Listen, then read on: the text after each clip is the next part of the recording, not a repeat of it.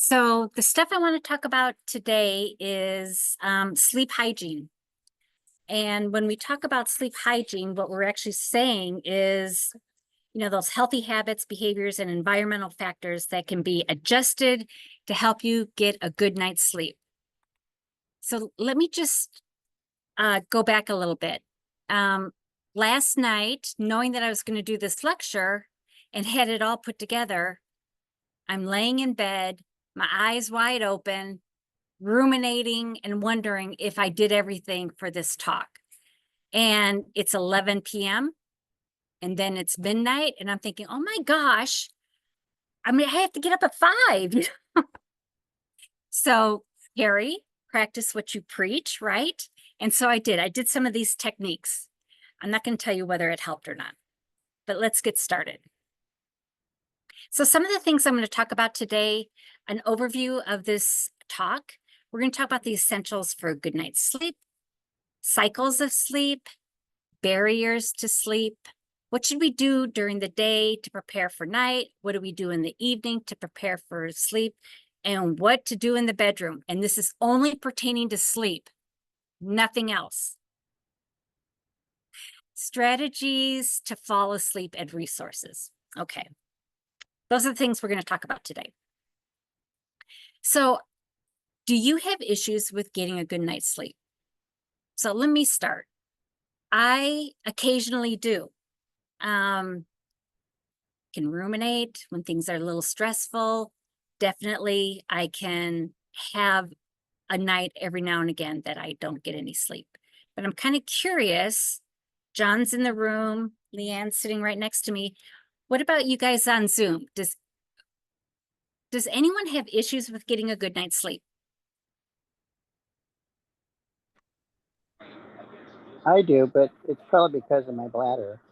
Bladder. Okay, so frequent trips to the bathroom. Yeah. Yeah, Once you get back into bed, can you fall asleep? it depends on how long I was sleeping. Yeah. So Yep. hopefully I didn't fall asleep with the TV on, because then that wakes me up too. Yes. Same.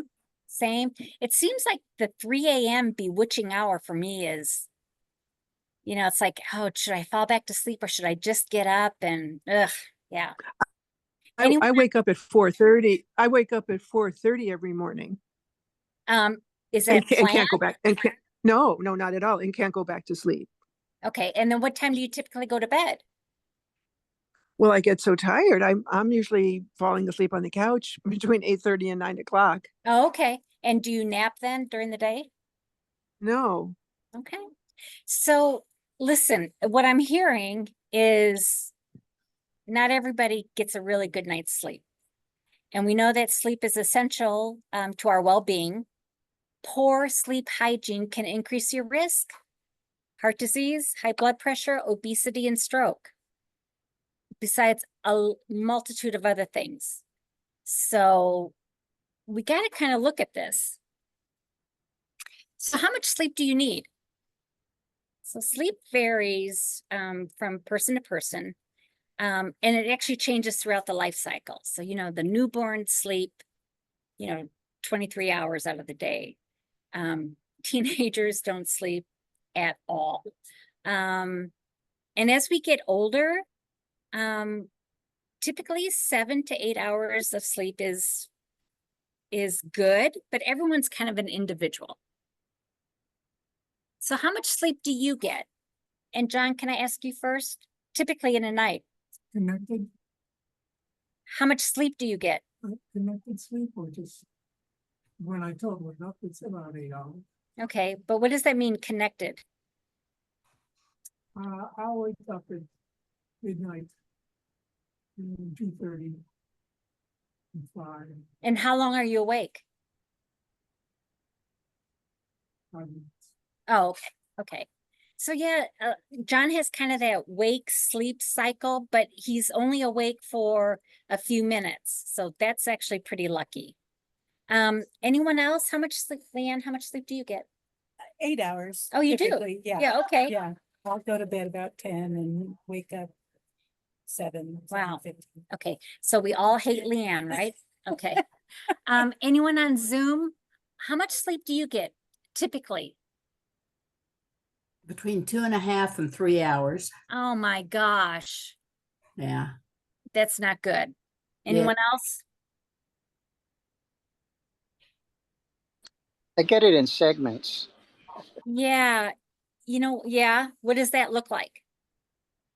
Well, sometimes I call it an evening nap. It's not unplanned nap. It's like falling asleep watching TV, and I slept for about like 2 to 4 hours, depending. It varies. Yeah.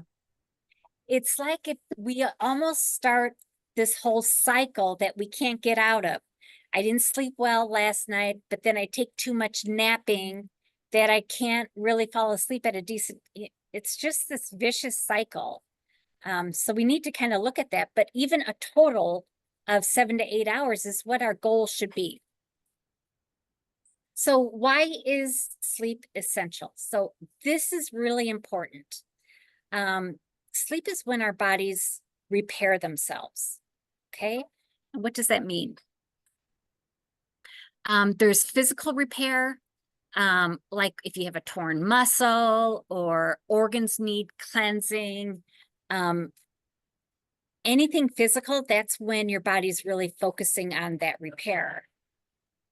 And then there's psychological repair. So laying down those memories and working through anxiety, things like that. So those are two really important aspects to feeling good in the morning.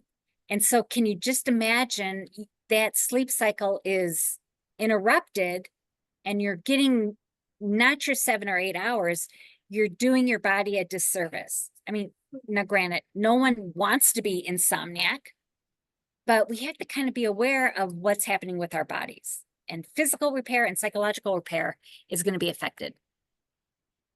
Physical repair is associated with slow brain wave patterns, whereas psychological repair is associated with active dream states.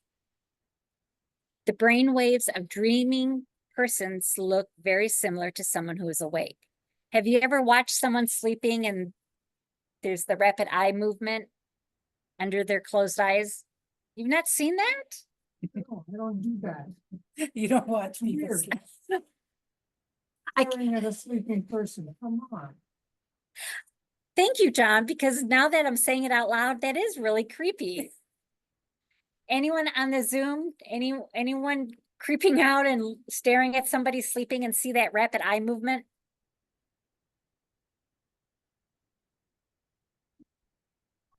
No. Okay, so what is a healthy sleep cycle? So adults cycle through all forms of sleep every 90 minutes. So there's 5 opportunities to repair both the physical and psychological systems. So I like that. That's great. The bulk of first cycles in sleep is spent in physical repair. Okay, with only a small percentage dedicated to psychological repair. That balance shifts in the morning. So just before awakening, the bulk of sleep time being dedicated to psychological repair. While we do have some dreaming every 90 minutes, we have much more of it near the morning. Over long periods of time, if repair cannot take place, it can lead to pain, fatigue, memory, and thinking difficulty. So this kind of resonated with me because I think of when I can remember my dreams, it's when I wake up early in the morning. It's like the dream is super vivid. I know that I probably had dreams throughout my whole sleep cycle, but it's when I wake up in the morning that I can really remember my dreams. Anyone else? Do you remember your dreams? I don't. Do you remember your dreams? Some of them, Yeah, some of them. Do you notice that it is first thing in the morning? oh, yeah. Oh, okay. It's like Wow. waking me. Yeah. Oh, it wakes you up? Yeah, well, I wake up. Yeah, it wakes me up. It's something where you go, oh, I can get out of this, wake up. Oh. It's my bailout. So when we talk about older adults and healthy sleep cycles, so older adults, and that's me and that's all of us, on the other hand, spend a disproportionate amount of their sleep time in physical repair. But think about it. As aging bodies are more vulnerable to damage, we need more of that physical repair. So our bodies naturally do that for us. Recent research also points to inadequate sleep as a factor in the development of obesity and diabetes. So sleep is a lot more important than we ever, consider. When emotional distress and worry interfere with sleep patterns, the natural ability of the body to repair itself becomes disrupted. And I have to say for myself, it is those, it's when I start ruminating and I can't turn my mind off. And then I'm on my phone, and then it's 1 a.m. in the morning. And then I'm thinking, I need to get to sleep, because I'm going to be waking up. It's just becomes this whole cycle. So I want to put this out to everybody else.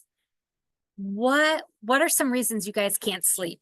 I just shared mine, like when I'm stressed and ruminating about something. John? Well, ruminating is the biggest problem for me, so Yeah.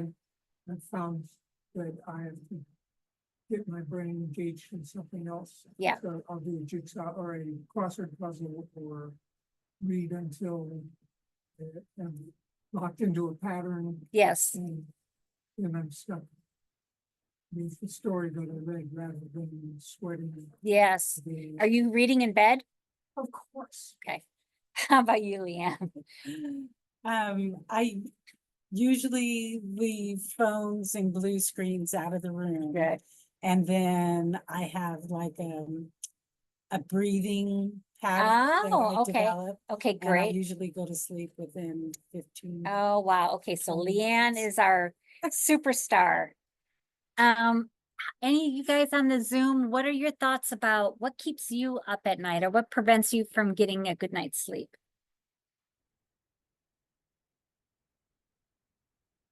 You'll have to unmute if you're sharing. Anxiety. Oh, yeah. Yep, that's a big one. Well, about- I fall asleep okay, but then I wake up. Yes. And I don't know why necessarily. I don't feel like I'm stressed, but I wake up and then I can't go back to sleep. I Yes. have no trouble falling asleep though. Yeah. Oh, that's good. That's good. Yeah, there's a whole like multitude of factors here.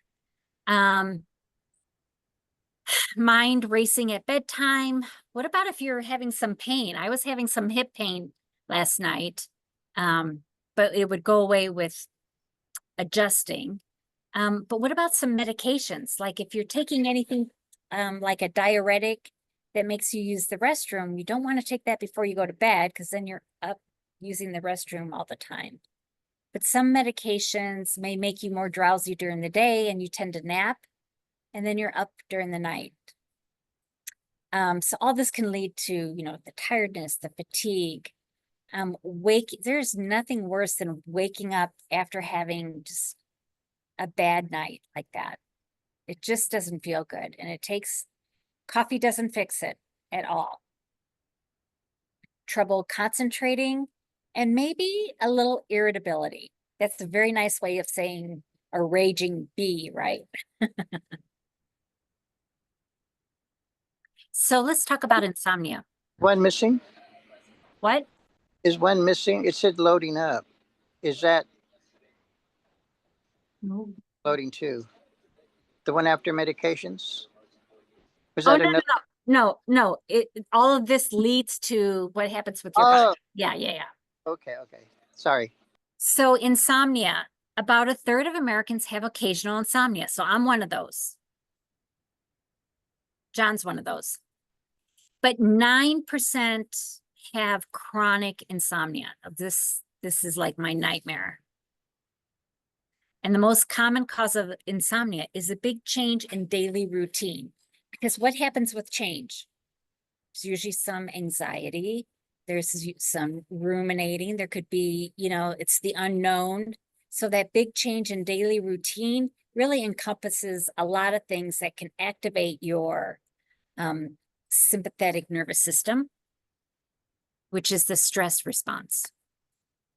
Other causes include, like pain or nausea or shortness of breath, depression, and anxiety. So what can you do?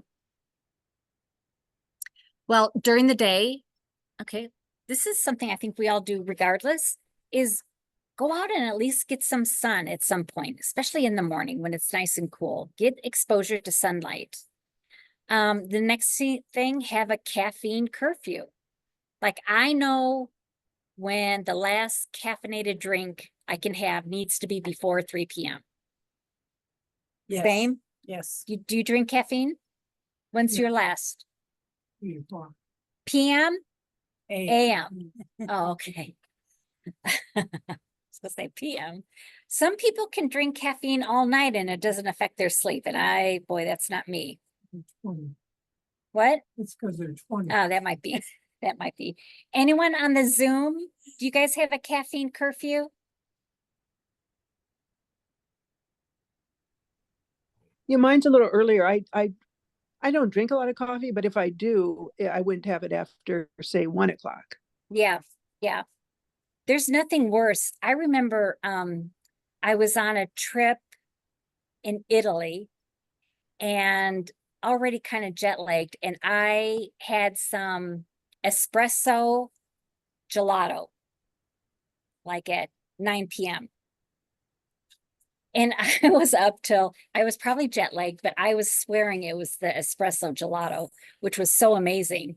But I got on WhatsApp and I was chatting with my friends and family back in the States.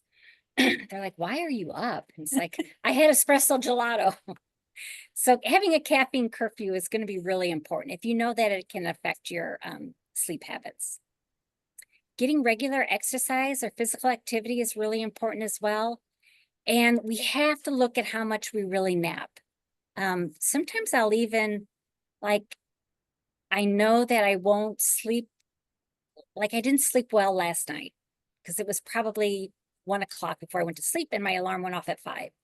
And so when I get home tonight, I may lay down, but I will set my alarm so that I won't sleep for 2 hours. I just want it maybe a half hour, something like that. So limiting those daytime naps is going to be important to kind of stay on that cycle. So what can you do in the evening? And I think this is kind of common sense. So just establishing a wind down, consistent bedtime and wake up schedule. Easier said than done, but I've kind of gotten myself into that, into a good schedule. John? I found that I need to have a sandwich. Oh, Um, but does that happen at a certain time? It happens about an hour before I go to bed. Yep. I found, and I have to have bread. Huh, yeah, And so it can't be just, oh, have some dessert. No, it has to be bread. yeah, And then once in bed, it will be reading. And I do novels that way. I read the New Yorker that way. yeah, And instead of racing to get to the end of the story, I've got half read stories lying in the bed, yeah, knowing that I can pick it up and read it. yes, yeah, I have wound down so that all of my external wheels and yes, whistles are muted. Yeah. But and also I found that if I sleep, start off on my right side. oh, And same, that started when I Yeah. was 50 pounds heavier.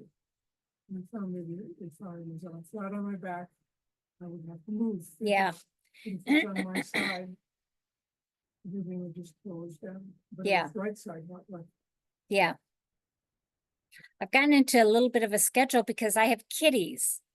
And they know when they sleep in one room. I close them up at night because I don't want them waking me up at 3 a.m. And they've done that since they were babies. So they know between 8 and 9, because they always get a treat when the kitties go to bed. So if I'm laying in bed watching TV and all of a sudden they're jumping on their bed and they're in my face, I look at the clock And it's like, oh, it's time for them to go to sleep or time for them to get a treat. So they keep me on a good, consistent, go to bed schedule. How about you, Leanne? I have dogs. Okay. They kind of So, keep you on track? Yeah, about 20 to 10, they start making their noises and dances. It's time to go outside. Yeah. And then Elvis, who's the male, if we don't go to bed at 10 o'clock, he stands at the hallway and barks. So Wow. we've received our instructions. And Oh my goodness. Does anyone on Zoom want to share what your night routine is to wind down?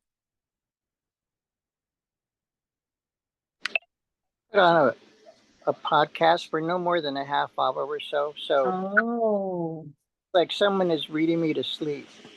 yeah. Yeah. What I have found is that that will put me to sleep.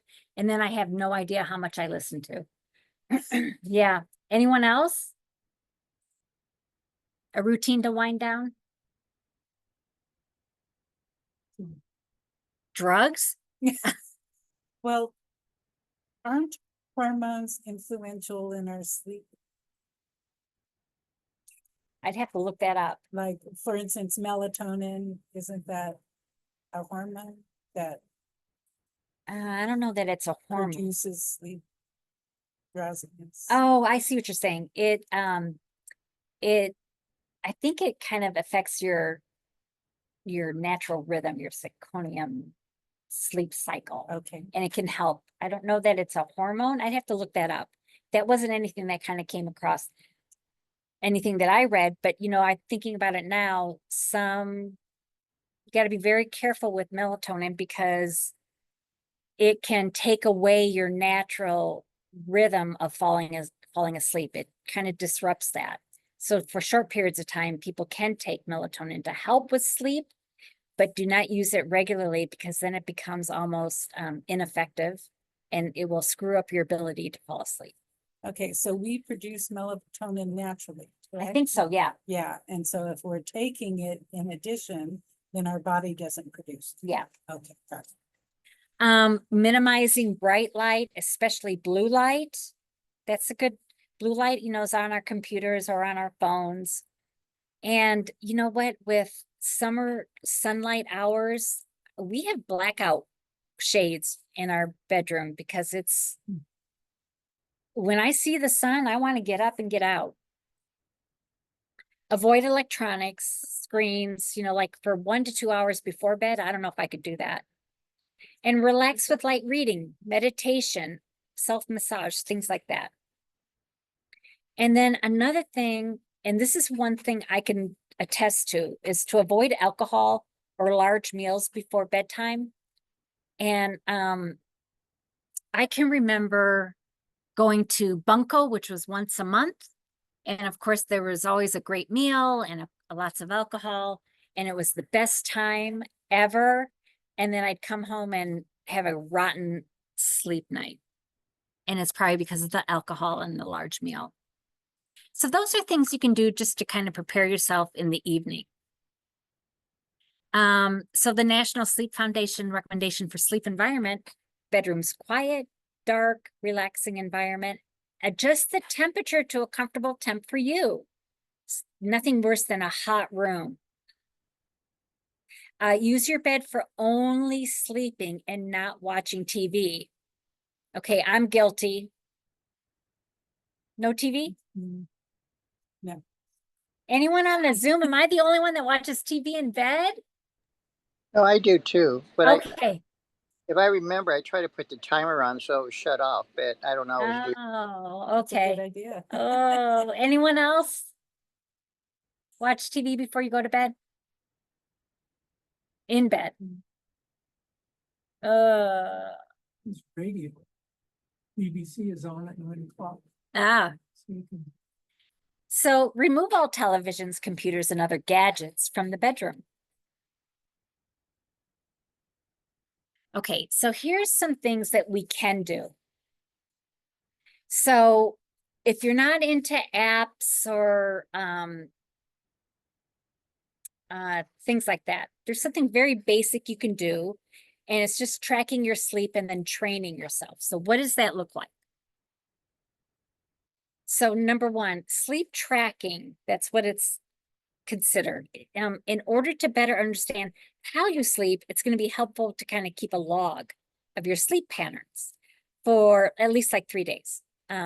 Answer all the questions on the sleep diary after you get up in the morning. So I'm going to show you what this sleep diary looks like.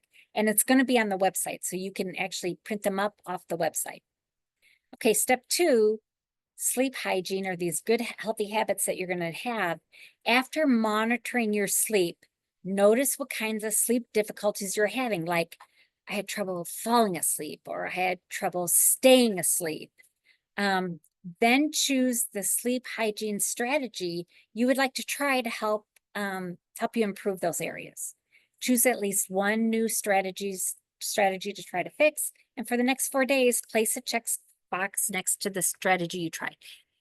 This will make much more sense with looking at that tracking form. So this is one that was already done. So you can see, I don't know, can you see my cursor? So, monitoring, naps record. So, on day 1, this person had no naps. On day 2, between 2:20 and 2:25, just a short nap then. In day 3, so this person's taken some naps. Bedtime, like what time are you going to bed? So anywhere from 10:30, 11:15, 11:30, 12 a.m., kind of varying as well. And how long do you think it took you to fall asleep? I woke up how many times? And each time I woke up, it took me how many minutes to fall back to sleep again? And I awoke for the last time at what time? And I got out of bed then at what time? Like, do you hang out in bed?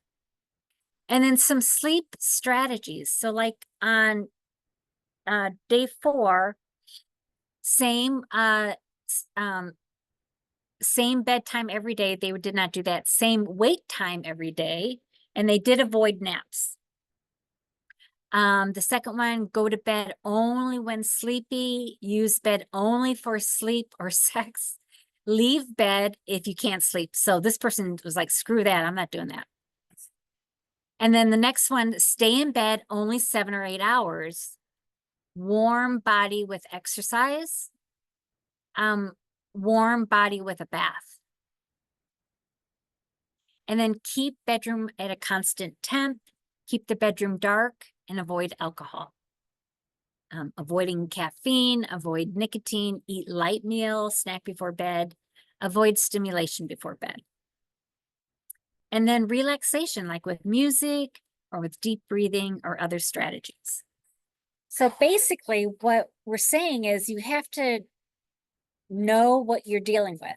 Like where are my problem areas? You don't need to use this tracking form. You can just use a pad of paper and just, write down a few things that you notice that you're doing.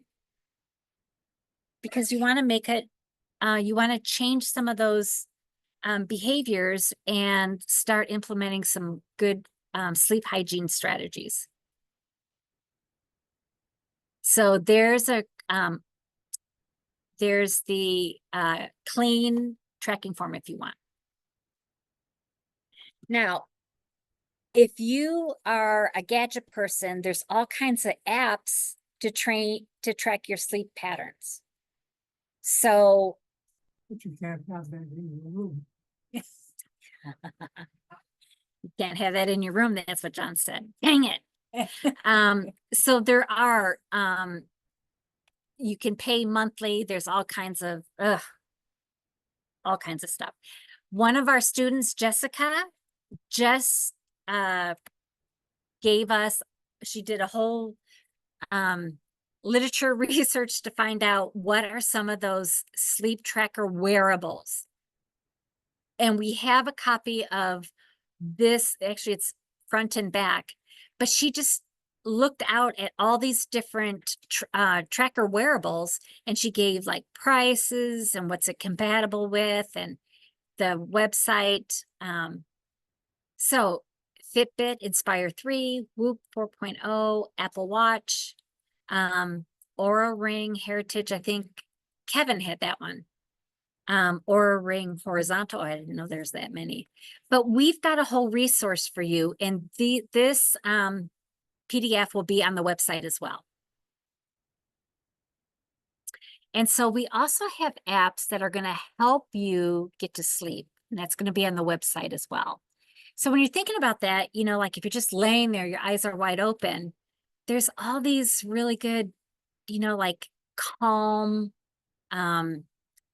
Headspace. These are apps that are going to relax you and get you into a meditative state, or just at least triggering the relaxation response, which is the parasympathetic. That's what we want. So we have, I think this is front and back as well. So we've got all these different apps that can help you with sleep as well. Now, I want to do some strategies, and I want to do it with everybody to help you fall asleep. So I was looking up, because I had read somewhere about the special forces. And you guys know who Dr. Andrew Weil is? Yeah, okay, most people in here know. He developed this. Mr. Natural. Yes, Mr. Natural, the integrative health man. So has anybody heard of the 4-7-8 breathing technique? No. No, I hadn't either. But supposedly, military special forces have been using it. Now, I'm just going to say this. Sorry, Dr. Andrew Weil, but this is not evidence-based. They're looking at it. There could be some type of causal effect, but it's not evidence-based at this point.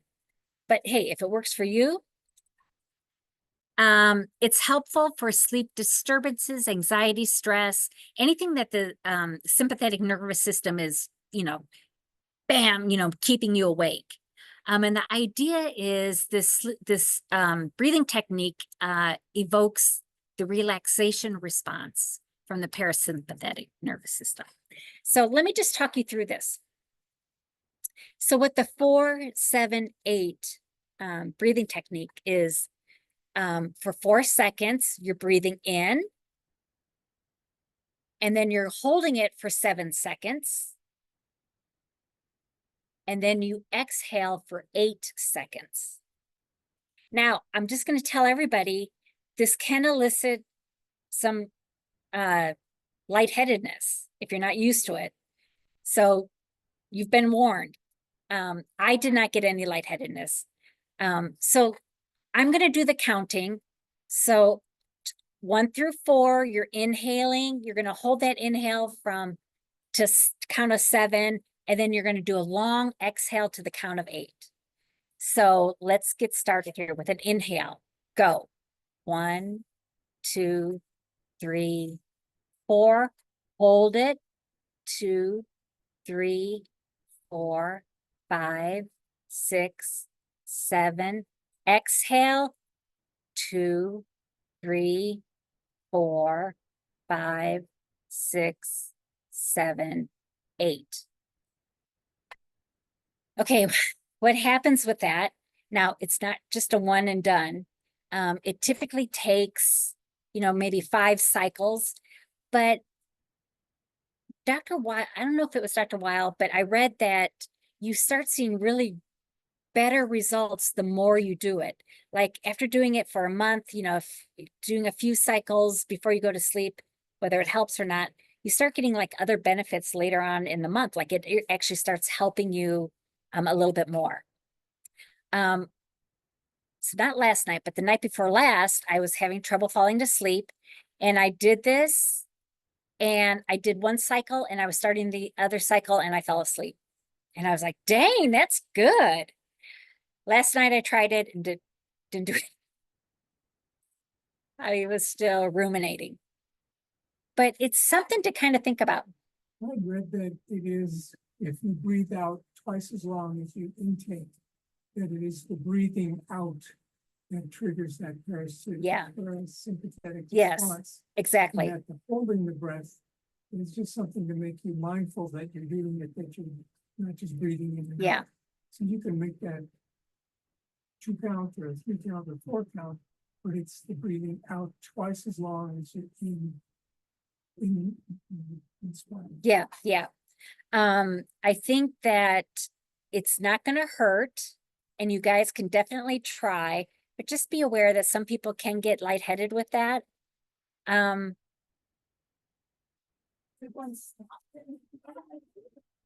Yeah, because what's happening is that you probably need to just start breathing well, because you're probably getting a little hypoxic, like not enough oxygen. I have this app, it's a free app by Pranayama, Yes, and you can actually, so this is the breathing, so you can set it, so I have it in for 4, hold for 4, out for 8, basically. But you can go in, they have different levels, like what app is that? it's pranayama. And it's free. You know what? I think that this technique is also called pranayama. It Yeah, is, yeah, I think. yeah, so, yeah. too. But So there's an this app, really helps me because you have the visual and yes. you have an audio. That Can I you can, have that? Cause customize it. can you show it? Like, you can customize the look of it. Here at this camera. Oh, but make it so they can Yeah. see the timer. Right. I think that's really cool. Did it change? Did it switch? up? No, It it doesn't is, but it's not, showing, it's not Oh. going. If it, It doesn't show on the screen here. okay, hang on a sec. I'm trying to see if I can get it to show the. It's just.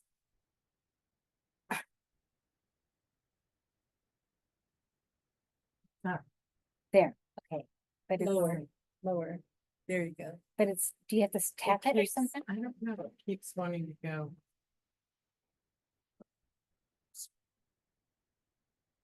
Oh, there. Well, it just started. What I need to do is a screenshot. Okay. I'll do a screenshot. Okay, and I'll sounds send good. it to you. Sounds good. So it's definitely something that you guys can try at home. You can try it if you're having difficulty going to sleep, or if you have woken up in the middle of the night trying to get back to sleep. Tell me your name. Teresa, Teresa has an app. It's called Pranayama. Pranayama, free. It's a free app, and it just shows you kind of on a pie chart, like with movement, like how long to inhale, how long to hold it, and how long then to exhale. So it kind of gives you a visual for that whole thing. We're trying to see if we can get it on camera. It still isn't showing anything. Oh, it's here. I know, but the app isn't. Oh, it's not activated. Yeah. That's a screenshot. I just did a that's- Oh, screenshot. that's a Yeah. screenshot. It wouldn't hold. so Got if it. You want to go and Got search it. it, this is what you're gonna search for. in Got it, Google got it. Play or, Thank you. yeah. Perfect. Okay, another strategy to help with sleep hygiene is cognitive behavioral therapy for insomnia. So it's actually a thing, CBTI. And Kevin, who is not on this lecture, is the one who told me about it, and he wanted to know all about it. Is he on it? Yeah. Kevin. So he actually had like this paper on it, and I was reading it, and I just think it's so brilliant. And so let me just tell you briefly about it, because it's super intense, and it's not something we do at night to help us fall asleep. This is like a program. So cognitive behavioral therapy for insomnia. So CBT is a multi-component treatment that targets difficulties with either getting to sleep or maintaining sleep. So the standard treatment, or this program, it's delivered over the course of 6 to 8 sessions. And the sessions may be 30 to 90 minutes. And you're with a trained professional. So maybe a psychologist or a physician that's specializing in sleep patterns, things like that.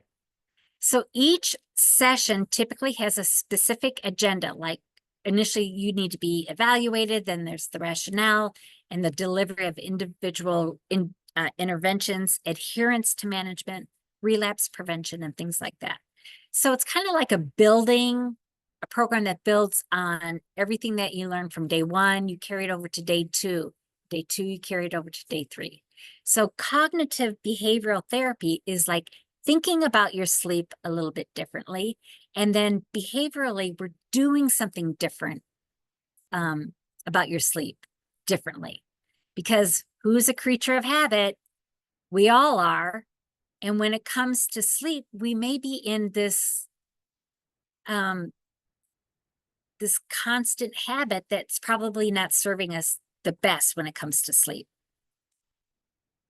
So the core components of CBTI is sleep restriction therapy. So I would need a psychologist to help me with this because this is not something I could do on my own. But sleep restriction therapy is matching the amount of time in bed with the number of hours you sleep. So that means there's no reading in bed. There's no, if you are not falling asleep right away, then you get out of bed. Like you're programming the way you think and what you're doing to only be in bed for sleep. So the wind down is not in the bed. Maybe it's in the chair next to the bed. If you wake up in the middle of the night, you're out of bed. It's like training the babies. It's like it's retraining ourselves, and it's those thought patterns in our brain. So one of the core components is sleep restriction therapy. There's a whole guideline that the therapist will do to figure out what your therapy would look like, what your sleep restriction therapy would look like. I think this is fascinating.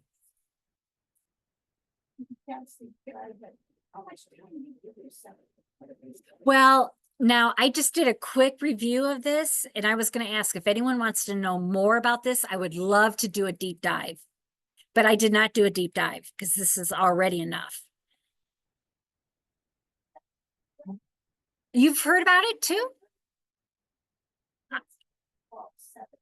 Yeah, yeah. And I'm sure there's probably a cost and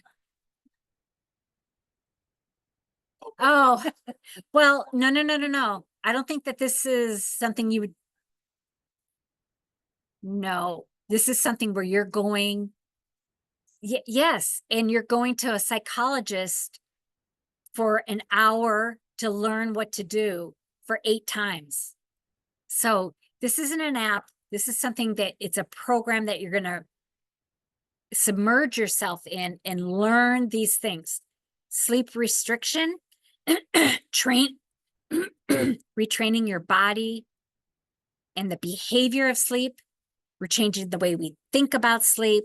Like there's nothing better than to get in bed with my phone and my kitties and, finally relaxing. But that kind of goes against, the idea of sleep restriction when you're only in bed just to sleep.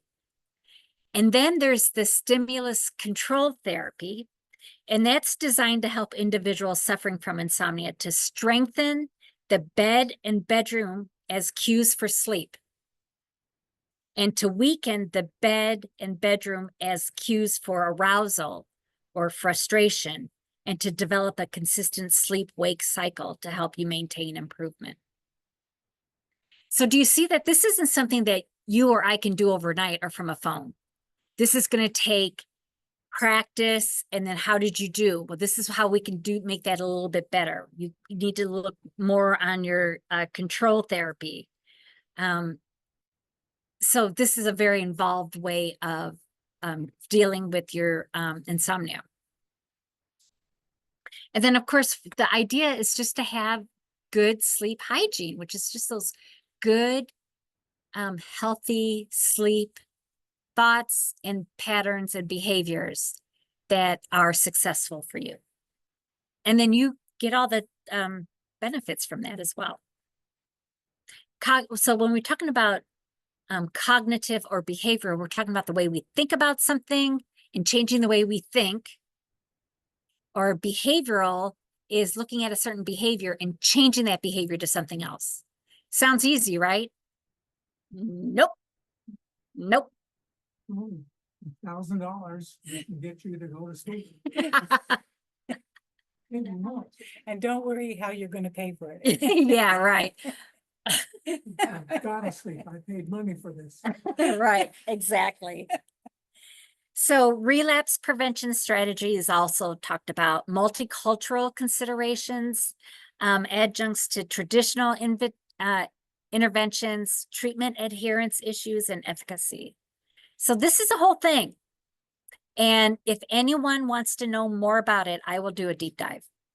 But I need to hear from someone else besides Kevin, because Kevin didn't show up. I don't think so. He gave me the paper and he said, if you're talking about sleep, will you talk more about this? And I was like, I've never even heard about it. And you had heard about it though, right? So I may just do a deep dive for my own self. Yeah. Yeah. Well, if you do it for yourself, share it with us. Well, if someone else wants to hear it, then I'll make it something in the series then. Okay, my hand's up. Okay. Okay. Well, all I need is one. So CBTI and insomnia, 3 primary factors that contribute to the development of chronic insomnia. So there's those predisposing factors like traits or conditions, like high emotional reactivity, that increases one's vulnerability to developing insomnia. Precipitating factors like situational conditions, like stressful life events that trigger the onset of insomnia, or perpetuating factors, behaviors and cognitions that contribute to the transition from acute to chronic insomnia and maintain the disorder for long term. So, like I said, it's a whole thing. This is a whole thing. I would love to know more about it. And I would like to know if there's somewhere in Sacramento that does it, and what is the cost, and what kind of success rate, because this is evidence-based. Okay, so in summary, good sleep is necessary for our well-being. We cycle through different sleep stages throughout the night sleep. Earlier stages are necessary for physical repair. Later stages are important for psychological repair and memory. So find a relaxation exercise that suits you best. You know, they're all effective, but you're going to find one that really works for you. So try these strategies. We don't want you to lose any sleep over this. I couldn't help myself. What questions do you have for me?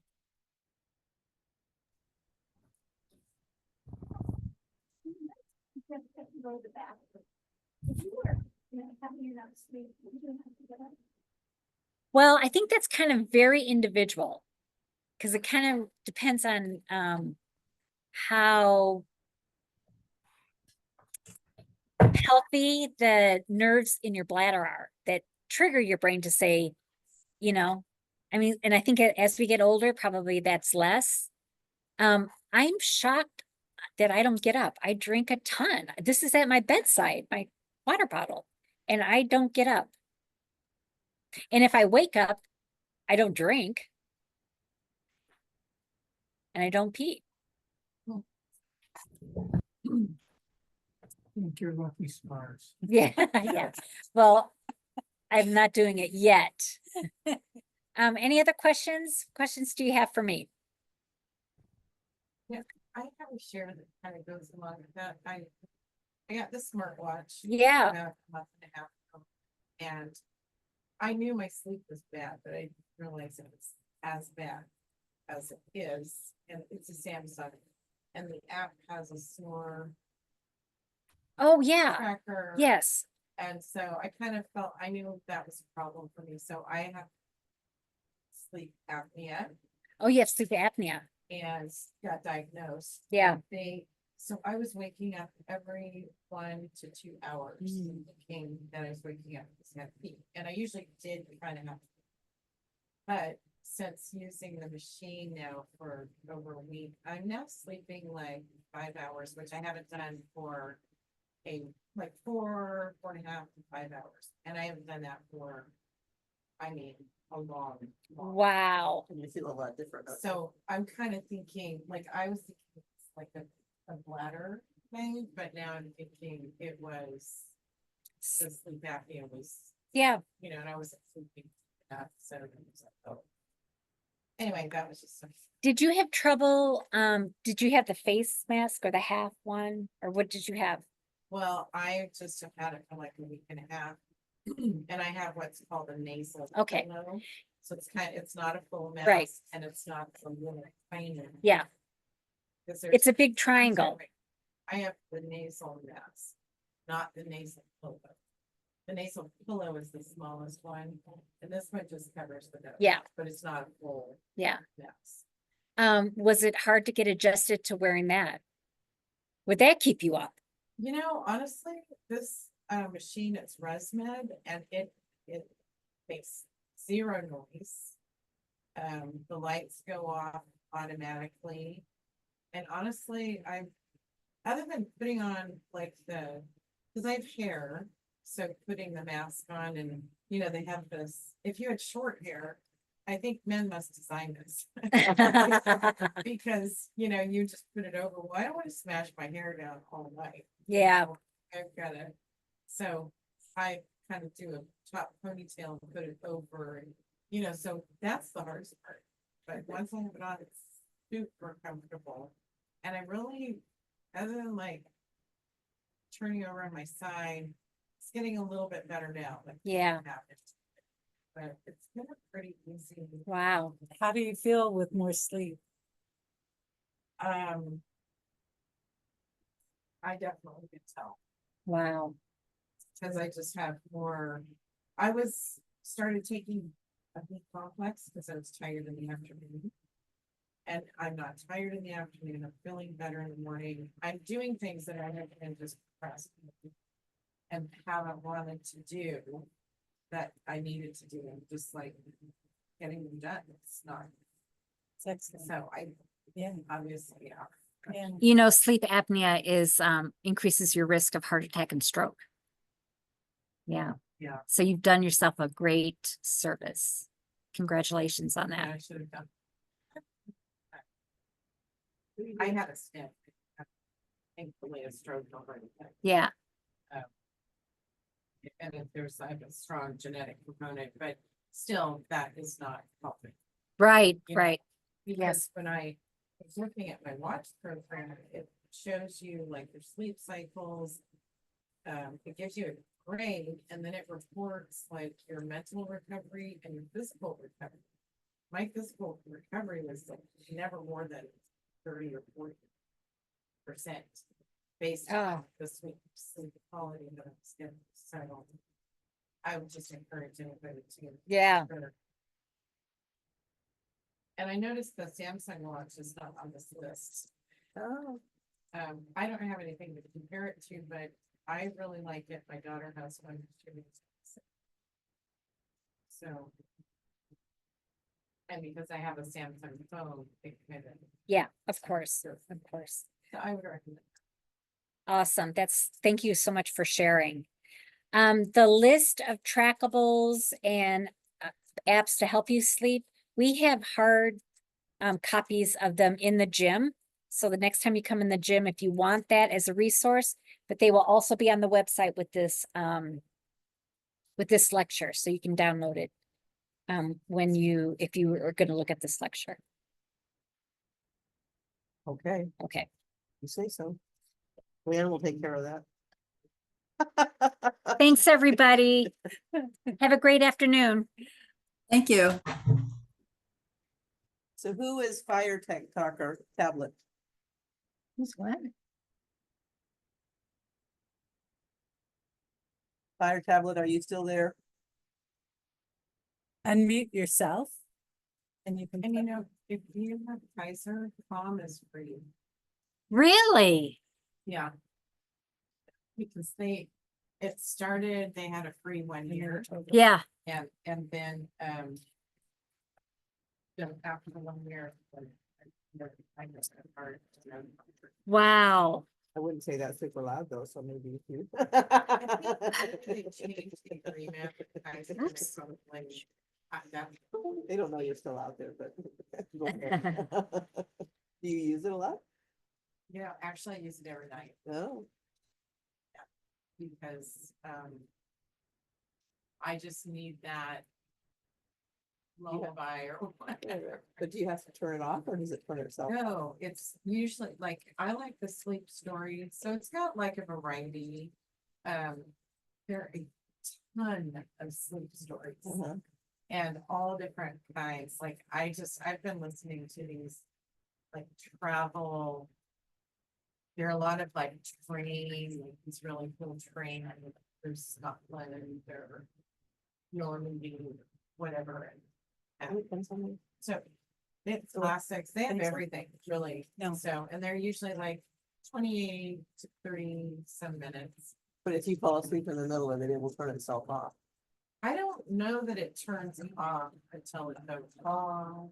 Yeah, I don't think it turns off, it just finishes. So, but I usually have it on like really low.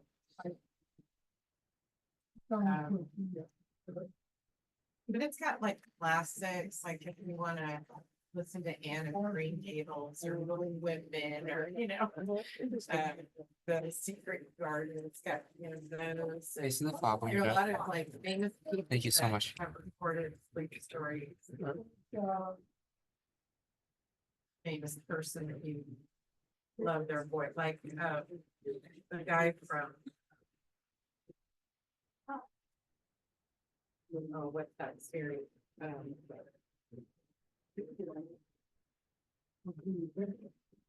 Damn cute.